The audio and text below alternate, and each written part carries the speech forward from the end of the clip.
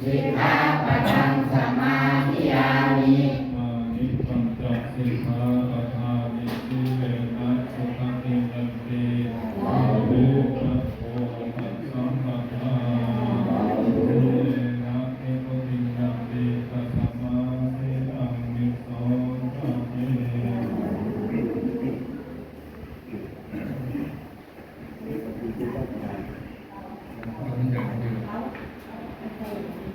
เดี๋ยวมาจากตัวก็ปฏิกิริยาโชว์จะขอเป็นยังไงทุกชั่วโมง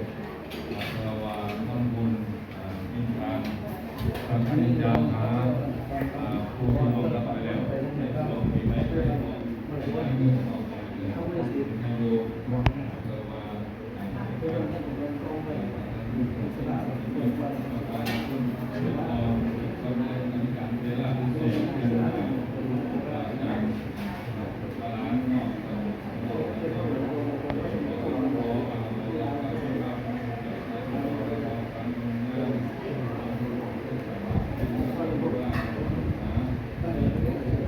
โนอุปจิตตวนิรุจจันเตแต่สังอุปสมโมสุโขอนิจจวัตสังขาระอุปัตตวายจัมมิโนอุปจิตตวนิรุจจันเตแต่สังอุปสมโมสุโขอนิจจวัตสังขาระอุปัตตวายจัมมิโนอุปจิตตวนิรุจจันเตแต่สังอุปสมโมสุโขตามารันติตามาริสุตามาริสเรตาเทวะมาริสวามินาติเมเอตัสสังสยโยปามุปสังกตาอันเตชะสาเตเจยเสติวันตุสาปัตตารายาจเวนะสัมเมตัวสาตัมมเสนะสุขตานุโภโยโนกาสัพพะโพปกิเลสเจตาสันตัวสยะสันติโยจักวะจะสมะตาตะธัมมังวิจิตาการุติสังฆวรันตะเทระสารมามิปุตตานุปุตตังสมัสสินาเจเทตันเตชะสะเตเจยเสติวันตุสัพพันตรายาจวินะสัทธาปิริสวนทเสนาติติโนนะโมโมปะตยาราตาสราตนะตยาตัสสะทุกขานะโมโอภาคาเตตาตตะสวะโตตยาสัพพินะโมปาโรปภาเวนะวิกาจันโตปาเนนะตากาตันจะตังกาโรอนาวาจานิกัมมะเอตัมมังคารโอตัมมะโอระเดวิระเดปะปามาจะปานะจะตันจะโมอาปมาโนจะตัมเมสุเยตัมมะอระโมตัมมังโอระโมจะเนวันโตจะตัมสัตเตจะโตระวะสัตตะสัมมาทานาจะตาตนะอาเตนะมัมมะสัพพัสสะเยตัมมะอระโมตัมมังตะโพตะมะตะริยาจาริยาตาตะตะตะพันเนปะตะตะเจกิริยาจเยตัมมังอระโมตัมมะโพตัสสะโรกะตะเตยเจตังญาตนะกะปะติยาโสกังวิรัจจะเจมังเอตัมมะอระโมตัมมังเอตะเจสานิกาตวานัสสะปัตตมะปราชิตะสัพพะตัสสิตะตะวะโมโรจารติเอตตาลาปุณตาจักตัวเจยโนทยะเตนะสัจเจนะกาลังวิ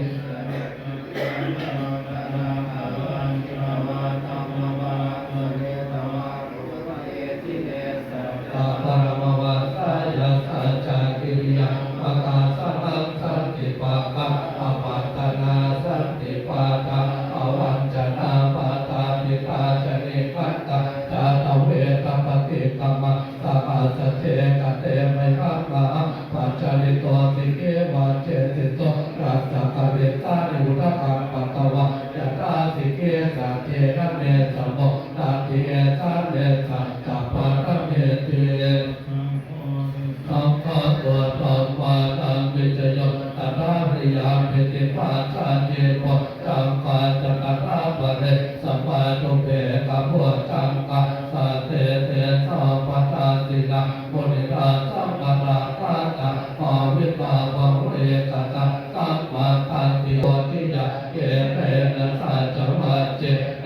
ติเทวะตุสัพพตะเอกัสสมิงสัมเยนาตุโภครานันจะกัสสะปะกิลาเนตุเกเตจิตวะโพจังเกสัตเทตยิเตจะตังอภินันทิตวาโรขอพุทธิสุขังคะเนเยเทนะสัจวัจเจนะโสติเทวะตุสัพพตะเอกราตัมมราชาภิเกนันจินาภิเปริโภจนะเทเรนะตังเกวะปะนะภะคะวะตา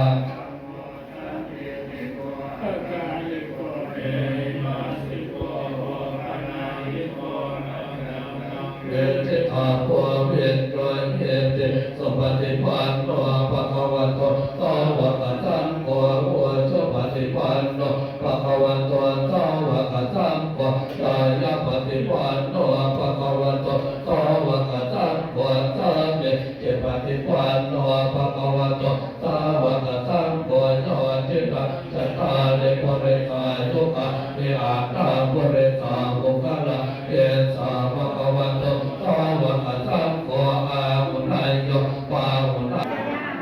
สาธุโนภัตเตภิกขุสังโฆอิมานิมาตกะภัตตานิกัปปิเนวาลานิปฏิคันหาตุอัมหากันเจวะอาตาปิตุอาทินัจจายาตากานังกาลตานังที่กาลตังอิตายาสุขายาข้าพเจ้าผู้เจริญข้าพเจ้าทั้งหลายขอนำถวายภัตตาหารของด้วยบุญที่บ้านทั้งหลายเหล่านี้แด่พระภิกษุสงฆ์ขอจงพระภิกษุสงฆ์จงรับของข้าพเจ้าทั้งหลายเพื่อประโยชน์และความสุขแก่พวกข้าพเจ้าทั้งหลายและญาติทั้งหลายนี่บุตรีบุตรดานี่บุตรีบุตรดาของผู้พระอาจารย์เพื่อญาติทั้งหลายบิดามันดาบิดามันดาปู่ย่าตายายอาวิญญาณทุกทุกขอพ้นจากทุกข์อามีสุข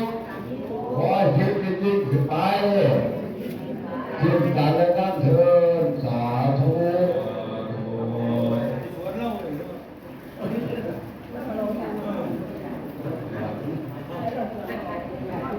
เอวังตะวันวิจโยโอหิจยานสัจยามะอะเลอัปปะราชิตปะลังเจเทเสวัตาวิโภคะเลอภิเษกเยสะปะปุตตานังอาคาปันโตปะปุตตติสนากัตังสุมังคลังสุปะปะตังสุวันเตกะสุขโนสุมวันกะจะสยทัยพรหมจักเรสุปะตากินะกายกรรมังวาจากรรมังปะตากินะปะตากินะมโนกรรมังปะเตเตเตปะตากินะปะตากินะเนกาตวะนาลวัตเถปะตากิเนวิเศษสัพพะพุทธานะอาคาปันโตปะปุตตติสนากัตตะสุปังคลังสุปะปะตังสุวันเตตังสุขันโหสุโมหะโตจะสุเยตังพระมัจจาเรสุปะตะกินังกายกรรมะวาจากรรมะปะตะกินังปะตะกินังมโนกรรมะปะเนติเตปะตะกินังปะตะกินังเมกาตวานาลาวัตเถปะตากิเนวิเศษสัพพะพุทธานะอาคาปันโตปะตากิ นังปัตตากินามโนกัมมังปะเนเตเตปัตตากินาปัตตากินานิกะตวานารวัตเตปัตตากิเนพระมังกลังรากันตุสัพพเทวตากันตุสัพพเทวตาสัพพตัมปะเวนัสตังสุติภวันตเตภวัตสัพพมังกลังรากันตุสัพพเทวตาสัพพสังฆานุภาเวนัสตังสุติภวันตุเตเป็นดาวฟ้าตยานะตันติวัตโนเอวังกาวะเนจโยโหเจยะสุเจยะปันตะเลอปาระจิตปัลลังเกเสเสปัตตาวิปุตตะเลอภิเสเกสัพพพุทธานังอัปปะปัตโตปะโมตเตนสุนาคตาสุมา อย่าทำอะไรออกไงเนี่ย สุภาปาตาสุวัตตังสุขันวสุ ภูเขา ลูกเขามาให้ไปย่องขาให้มันเปียกน้องก็เอาไปทั้งนั้นตัดวิดีโอมัน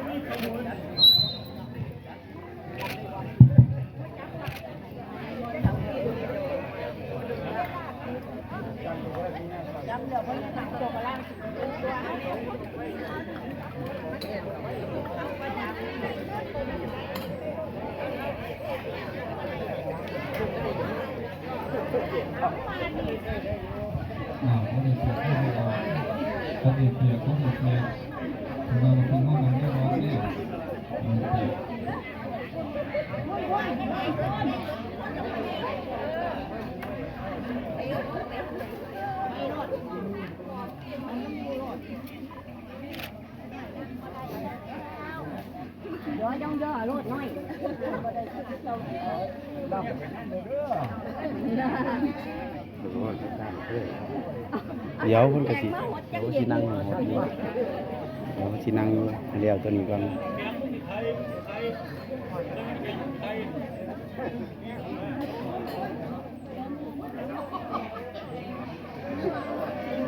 มันมีบังตะกล้องไปอยู่มันเตรียมร้องเตรียมร้องขอบคุณแล้วขอบคุณลูกคงนะ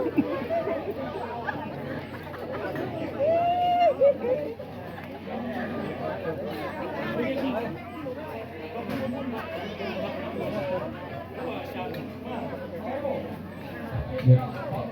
เราเป็นคำสอนว่าก็เป็นอะไรที่เป็นเรื่องมันจะเป็นของมันทำเป็นอันนี้เป็นของเรื่องเทียบมาพิเศษ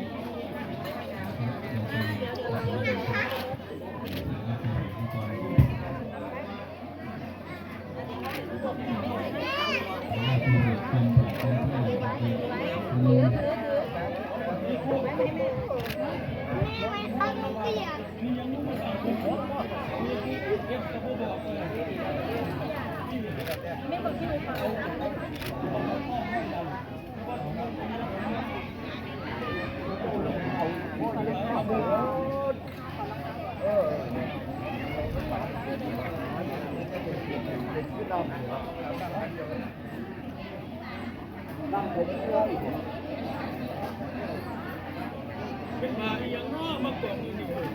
มาเนี่ยก็ปูออกมาทีนี้เป็นที่คนที่ไหนแต่ว่าคนตั้งอยู่ไหน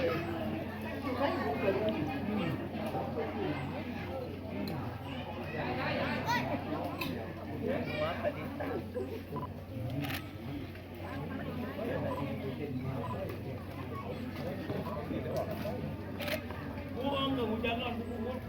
เราดูบ้างเลย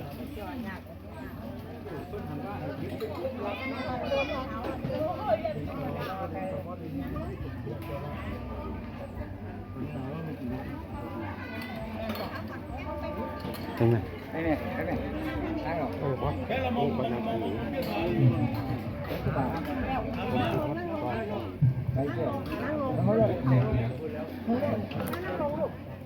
เป็นไง เอาคนแข็งแรงเด้อบ้านนี่คนมาบ้านนี่ลงไปเห็น อีกสักครู่ของทุกก้อน ไม่เคยมีสิวันไม่มีอยู่ ทำไมให้สมองขาด หนาวเลย เป็นแค่เป็นคนขับแสบโซ่ ไข่ที่ยังไม่ได้ส่งไม่ได้ด้วยเนี่ย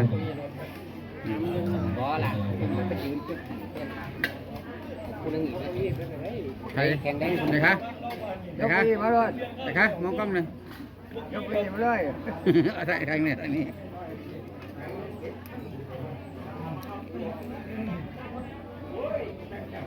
ตึกไงเดินถือยกไหนนั่งไปนั่งเลยทางไงกันน้องทางมีไหม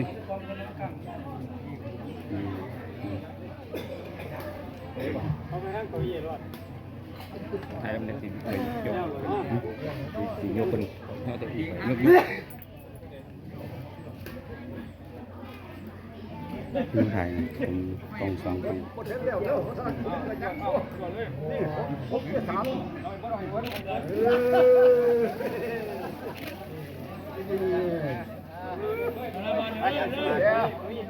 ไปว่าตามเลย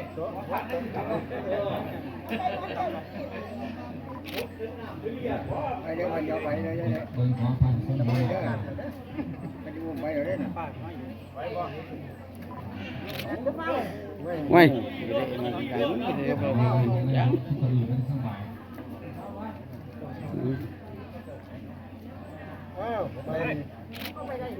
ไป พอดีมันสบายตัวเขาฝากกระถางมาได้ที่บ้านมาเราข้ามถวาย ถ่ายเลย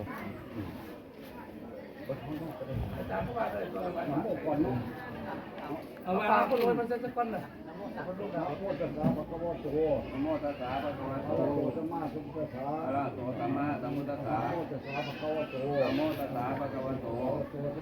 สัมพุทธัสสะ อะระหะโตสัมมาสัมพุทธัสสะ โมตัสสะภะคะวะโต นะโมตัสสะภะคะวะโต อะระหะโตสัมมาสัมพุทธัสสะ อะระหะโตสัมมาสัมพุทธัสสะอิมานิ ฟังสักกุละ วังสกุระ จีวรานิ จีวรานิ ทิฏฐิสังฆัสสะ ภิกขุสังฆัสสะ โอโนทยามา โอโนทยามา สันโนมันเตภิกขุสังโฆ อิมานิ อิมานิ ฟังสักกุละ วังสกุระ จีวรานิ จีวรานิ สัพปริวรานิ สัพพิวรานิ ปฏิคันหาโต ปฏิคันหาตุ อัมหากัน อัมหากัน อัมหากัน อัมหากัง ทีคลาตัง ทีฆารตัง อิตายะ อิตายะ สุขายะ อิขายะ ข้าแต่พระสงฆ์ผู้เจริญ ข้าแต่พระสงฆ์ผู้เจริญ ข้าพระเจ้าทั้งหลาย ข้าพเจ้าทั้งหลาย ขอน้อมถวาย ขอน้อมถวาย ซึ่งข้าบังสกุล ซึ่งข้าบางสกุล แด่พระภิกษุสงฆ์ แก่พระภิกษุสงฆ์ พระภิกษุสงฆ์ ขอพระภิกษุสงฆ์ รับ จงรับ ส ซึ่งพาบางสกุล ถึงพาบางสกุล พร้อมกับของบริวารทั้งหลายเหล่านี้ พร้อมทั้งของบริวารทั้งหลายเหล่านี้ ของข้าพเจ้าทั้งหลาย ของข้าพเจ้าทั้งหลาย เพื่อประโยชน์ เพื่อประโยชน์ ความสุข เพื่อความสุข แก่ข้าพเจ้าทั้งหลาย แก่ข้าพเจ้าทั้งหลาย ตลอดกาลและนาน ตลอดกาลและนาน สาธุ โอเคไหมมึง หัวเด้อใส่ตามกำลังเจ้าของ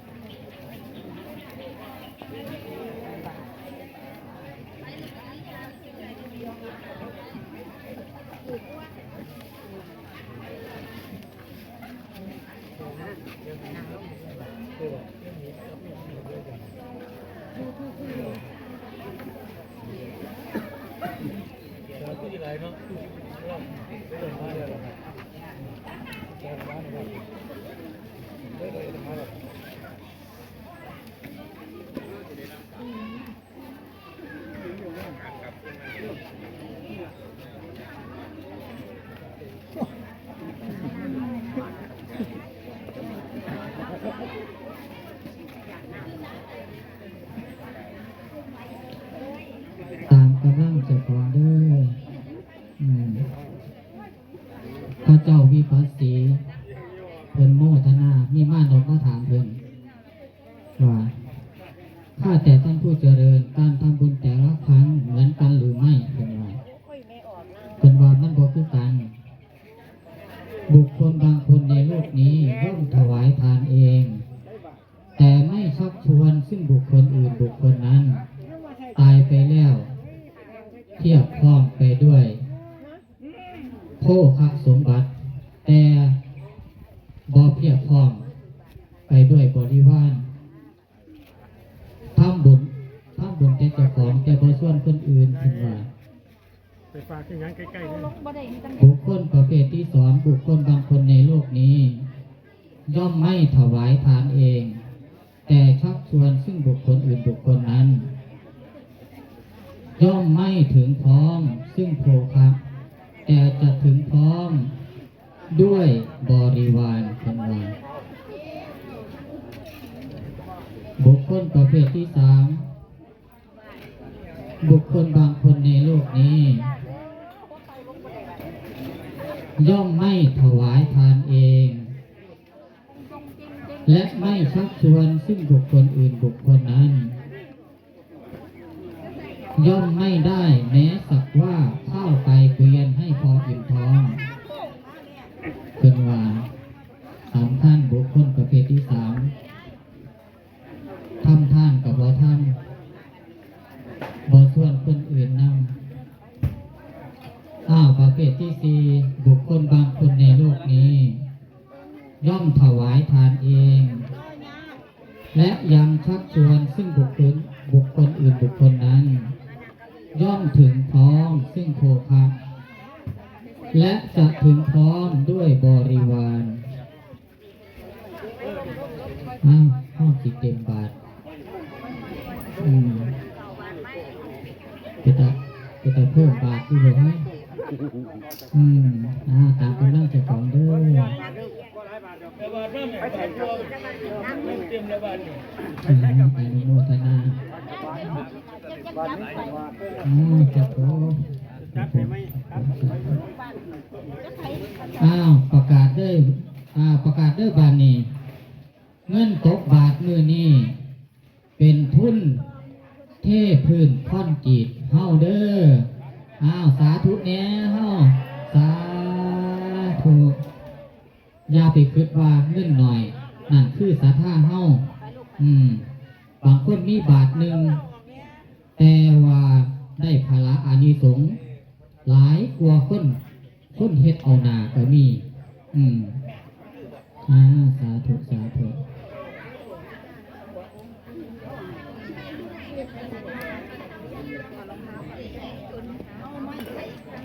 จะเพิ่มบาทอีกบ่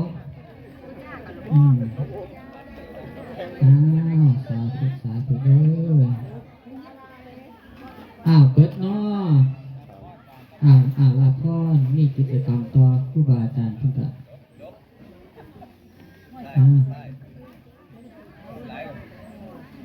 ต่อไป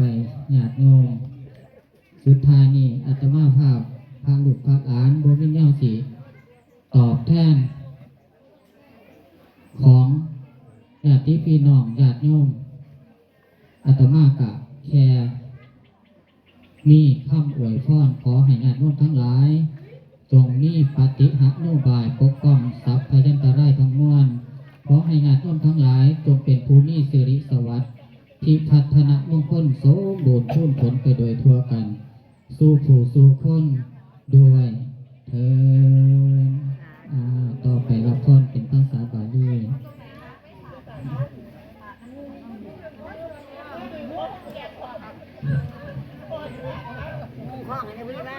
ยะถาวาริวหาปุราปริปุเรนติสาคารังเอวะเมวะอิโตทินังเปตานังอุปกปเตอิจิตังปฏิตังตุมหังคิปะเมวะสมิจฉโตสัพเพปุเรนตุสังคปาจันโทปนะระโสยะถามณิโชเตระโสยะถาสัพพิติโยวิวัชชันโตสัพพะโรโควินาศโตมาเตภวัตวันตรายโยสุขีทีขายุโกภวะอภิวาทนาสีเลสนิจังวุธาปจายโนจัตตารโอธรรมาวัฏันเตอายุวันโนสุขังภาลังภวตุสัพพมังคลังราคันตุสัพพเทวตาสัพพพุทธานุภาเวนัสสะสุเทภวันตุเตภวตุสัพพมังคลังราคันตุสัพพเทวตาสัพพธรรมานุภาเวนัสสะสุเทภวันตุเตภวตุสัพพมังคลังราคันตุสัพพเทวตาสัพพสังฆาโนทาเวนัสสะสุทิภวันตุเต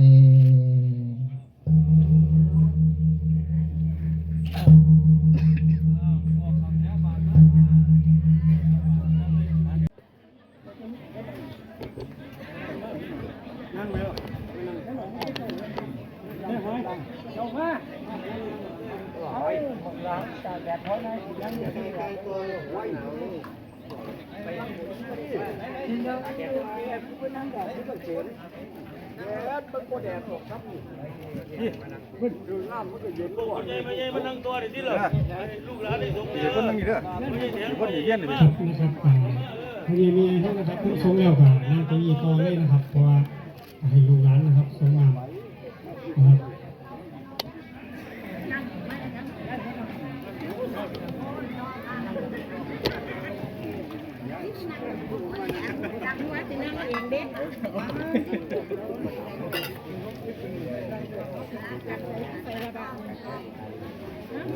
นั่งรถเด้อขากองมันเป็นติดเขาเป็นติดต่ำบ่ต่ำหรอกขึ้นไป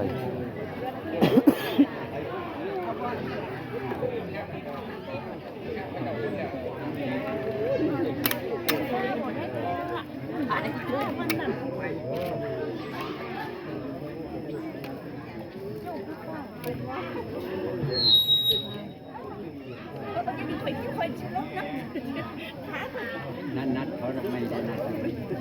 ยายมานั่งเลยเด้อยายไปใกล้คู่ไปนะฮะ ครับผมขอเชิญผู้สูงอายุนะครับผู้เฒ่าผู้แก่นะครับเชิญนั่งตักอีด้วยนะครับเพื่อกระชับเวลาของเราพร้อมนะครับผู้ใดหูตัวว่าจะขอเป็นผู้สูงอายุนะครับเรียนเชิญเลยนะครับนั่งเก้าอี้เลยนะครับ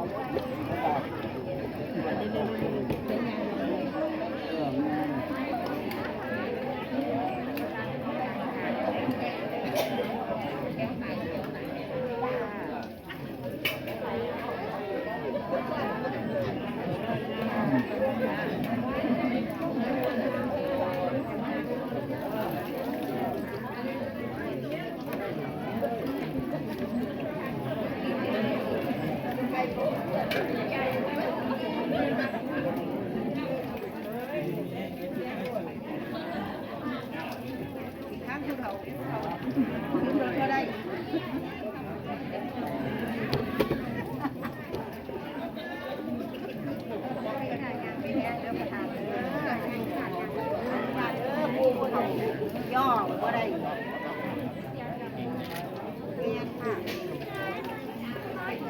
ประธานเอ๊ะหลานเปิดบ้าน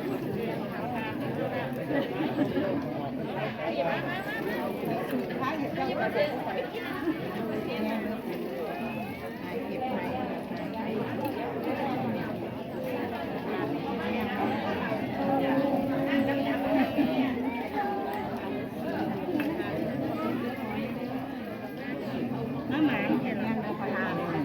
ของงานของงาน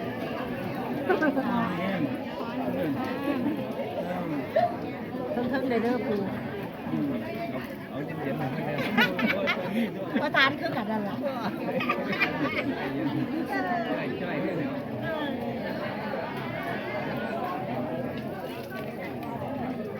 เย็นๆค่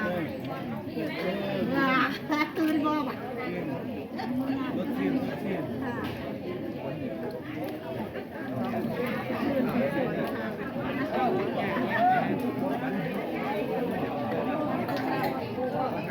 ลูกไก่มันตัว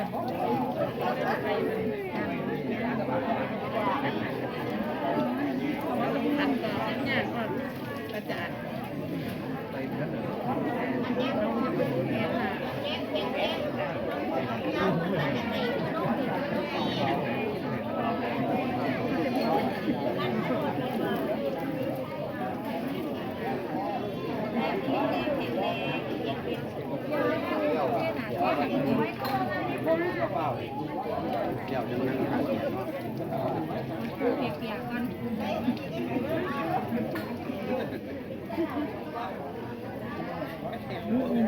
บวงหัวตีเปียกไปเลยบวง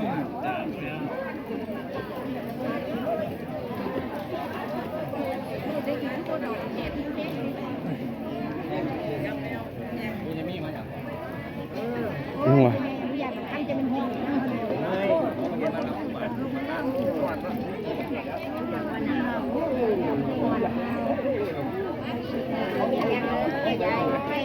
จนอย่ามาจากไข่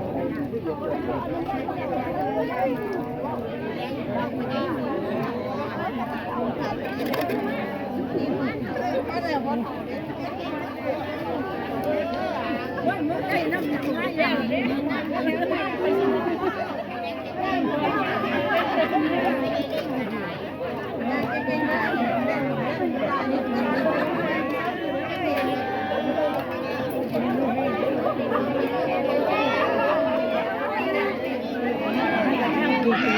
มาแล้ว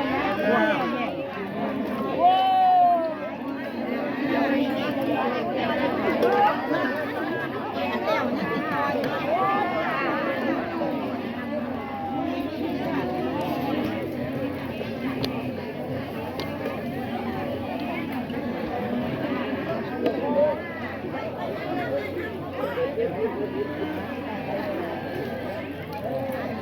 ตะหุ่น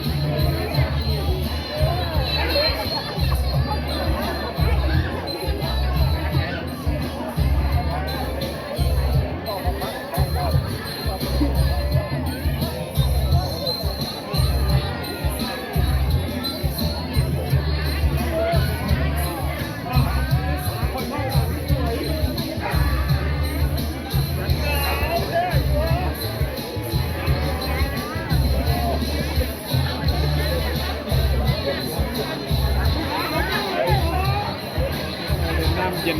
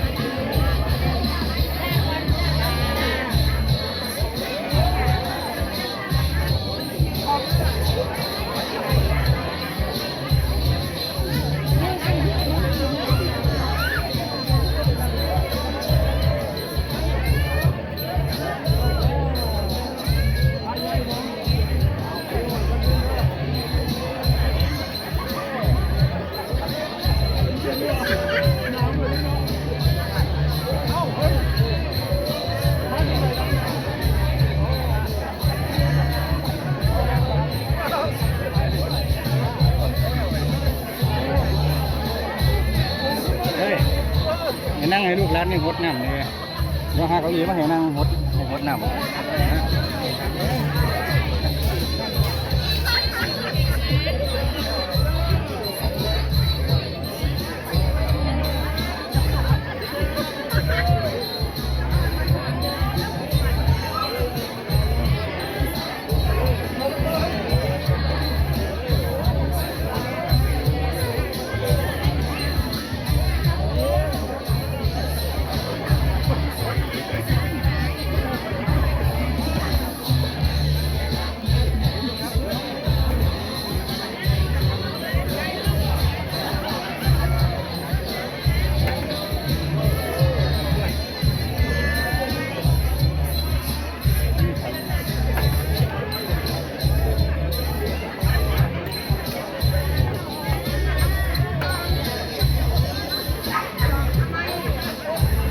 ตัดเต็มไหลตัวพ่อเลย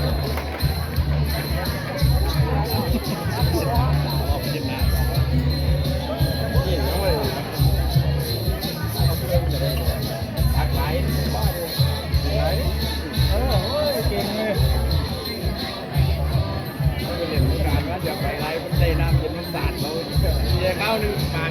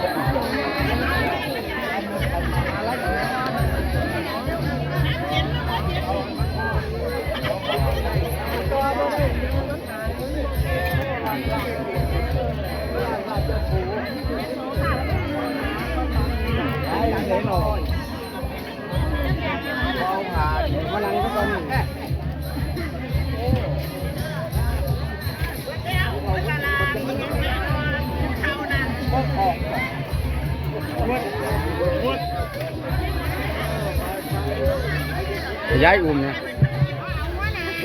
เอาย้าย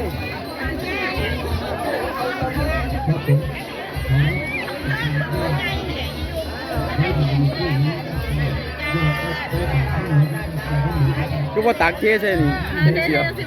ยังใส่ยังมันใส่บาดมันหอนไว้ดอกไม้ลูกแม่เดี๋ยวยิ้มพี่ยิ้มหวาน ยิ้มค่ะยิ้มแน่ไม่รู้อ่ะ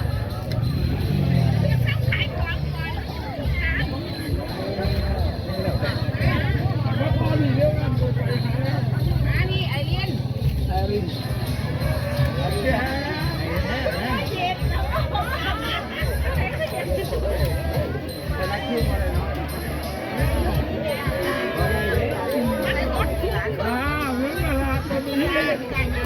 มีเราปัญญาดีละตัวนี้ ไอ้เลี้ยงมาพี่อย่าไปภาษายา หมดเลย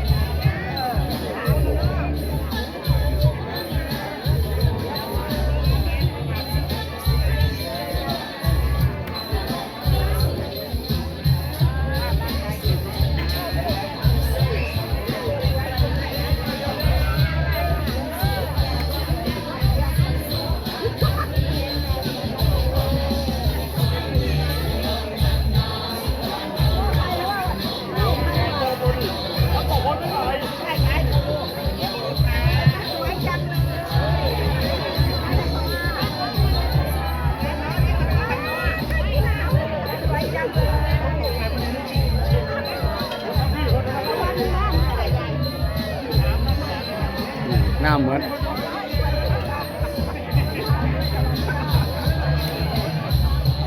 ยังน้องวันนี้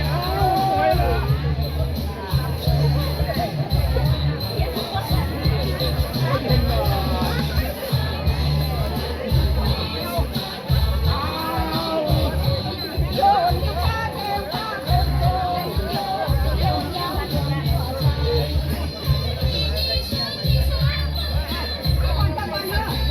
ร่ำรวย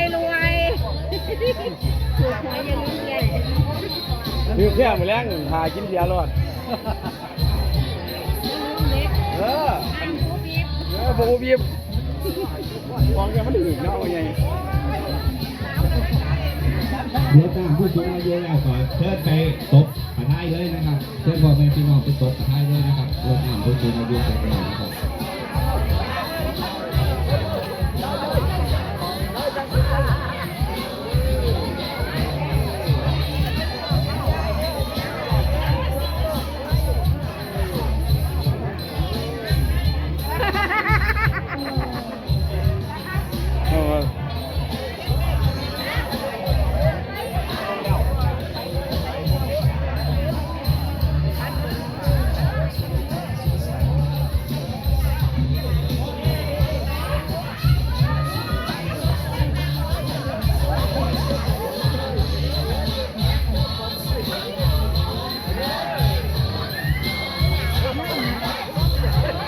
ผู้ใดเราก็ว่าเอง